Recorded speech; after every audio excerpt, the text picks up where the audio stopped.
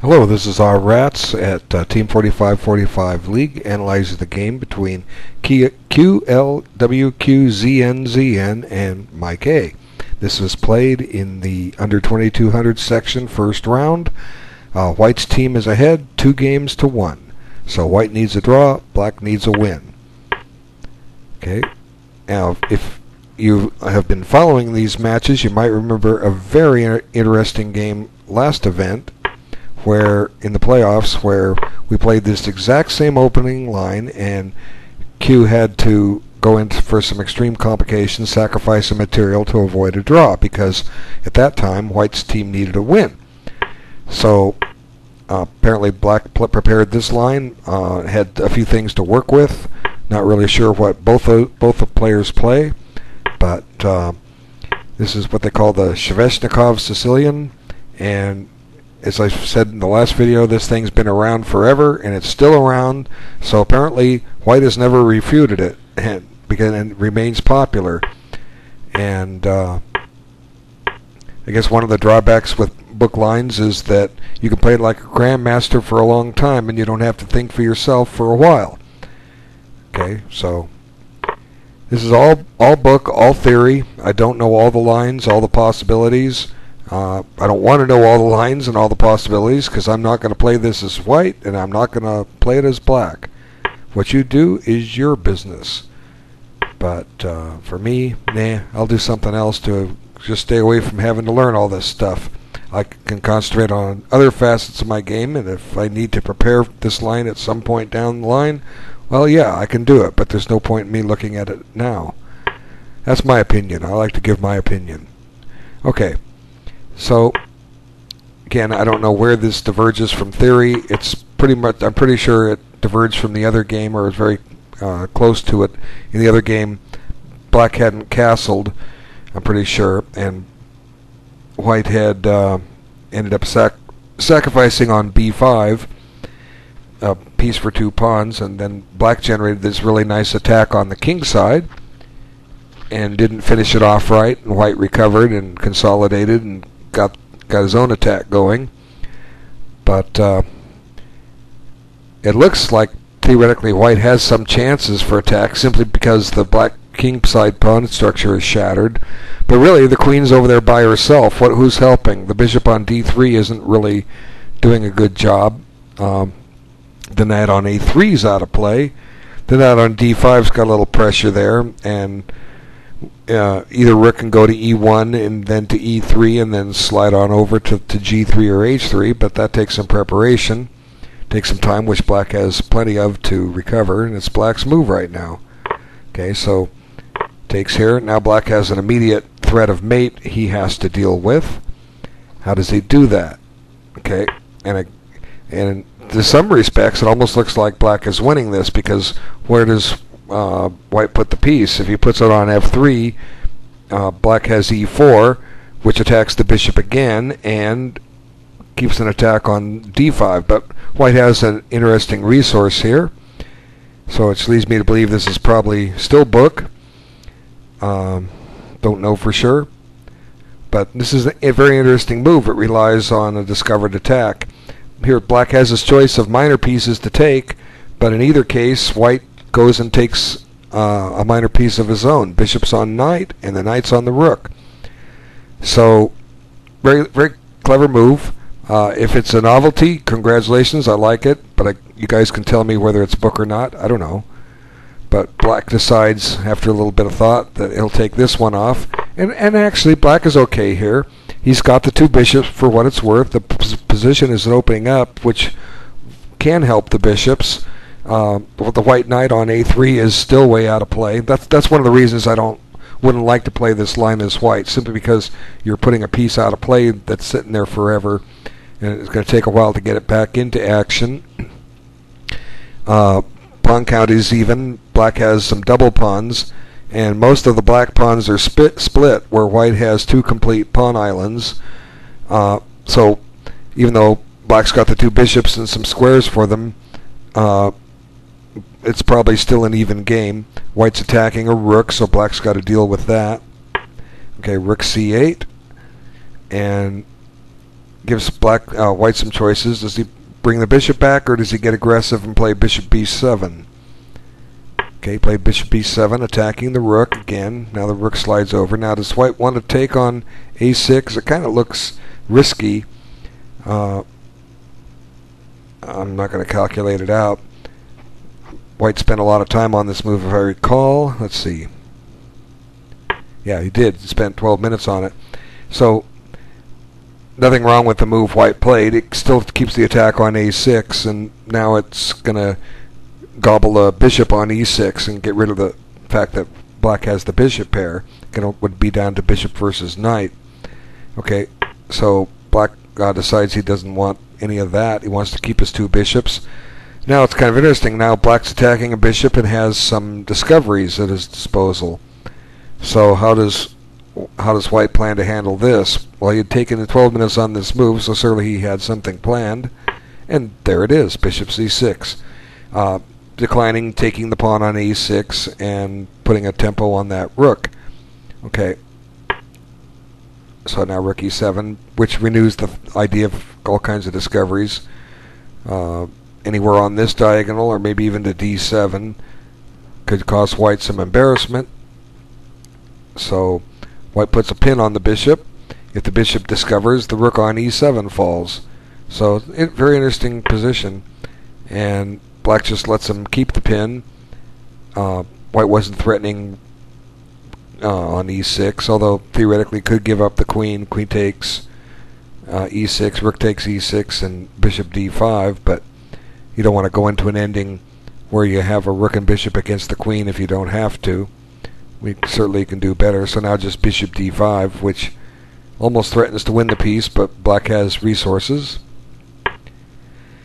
And now white just didn't have a way to win anything, so we just go into this line. Now the bishops are off the board, at least one set of them. So white should be okay. Can black win this? Well, yes, black can win this. He's got to trade all the heavy artillery, get that off the board, and then get the bishop and king centralized and play for to win with bishop versus knight.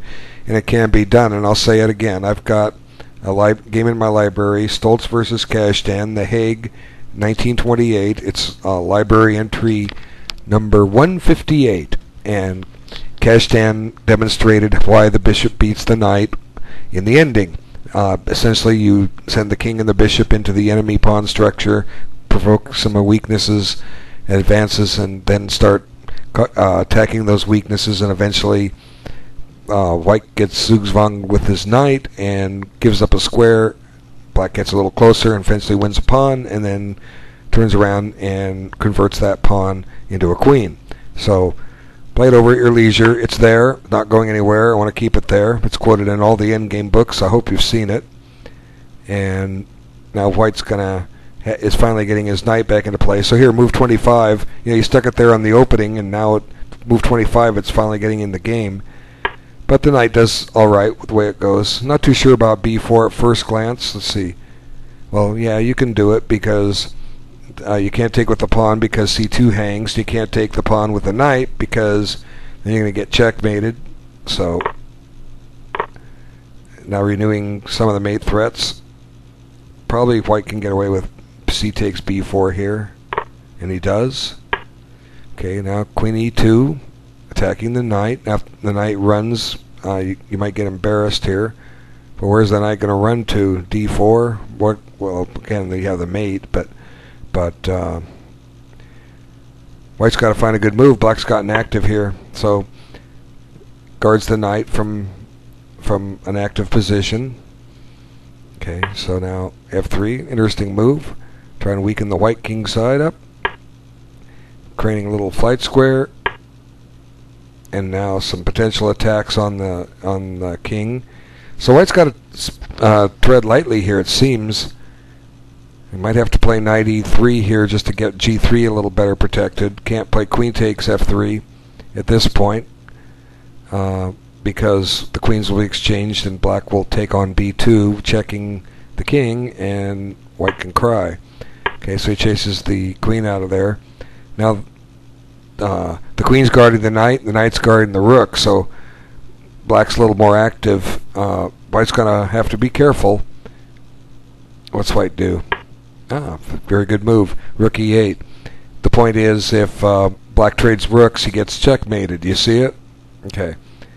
So if anything, white's going to try to trade rooks and neutralize a lot of the mating threats against his king.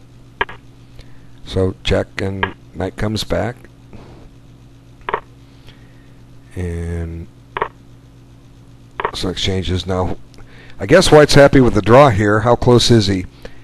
He doesn't quite have a perpetual check, but he has some checks.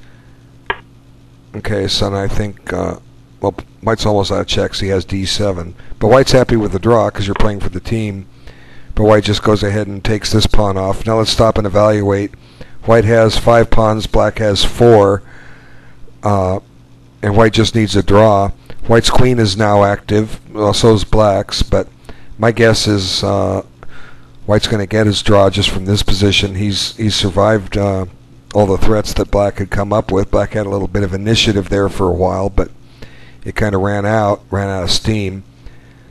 So let's see, check. And again, white's happy if black just wants to keep checking him, but oh look, there's a pawn. Black can get one of his pawns back, and he does. Okay, so black now has a pass pawn.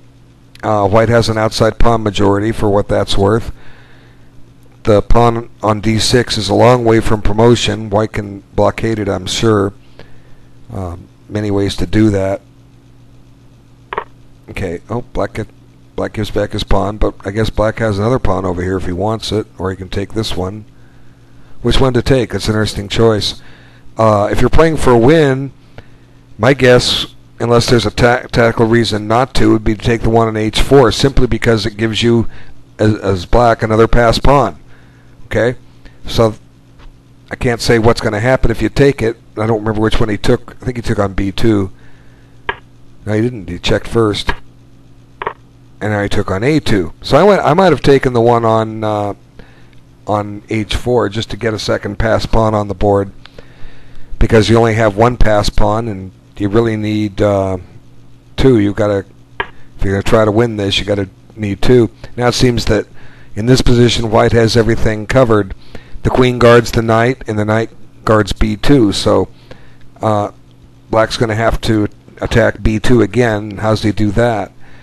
Find a new spot for the king that white can't give a perpetual check and put the bishop on g7. Well, that might be easier said than done. So I'm not sure black went for the right pawn here, but oh well, what can we do? Now that just allows the queen exchange, which white desperately covets, and I'm pretty sure the game's a draw here. Even though the bishop is superior to the knight, the white king position is better, and the black pawn on d6 is not gonna get through, and mainly because of the better white king position here, as will be seen here in a move or two. That king is just too active. Okay, putting it on a white square where it's perpetually safe. Now the knight on h4 takes a lot of key squares away from black. He can't get to with a king to e6 or g6, and if his king's on f6, he's not going any further because g5 is covered. So then this is a good move. Again, how does black get his king into play? Well, you can get to g5 now by way of either f6 or g7 h6, but white has answers. Okay, so yeah, just king f5, getting the king even further into the game. So black has to deal with his bishop. It was loose. Now put another pawn on white where it'll never be a target. And I don't know, black might still have some winning chances here. Well, king h6. Does he try it? Yeah, he tries it. Now just king g4. Black can't make any progress. Yeah, game's a draw. And then they go on a few more moves, and really black can't make any headway. White's got everything covered. White owns the white squares. Black owns the dark squares, but black's not getting in. Okay, it's going to end up in a draw here in just a few more moves, and I want to thank everybody for their time and look forward to seeing you next game. You see, we're just going back and forth here, and finally Black says, yeah, you've earned the draw. All right, take care. Thanks.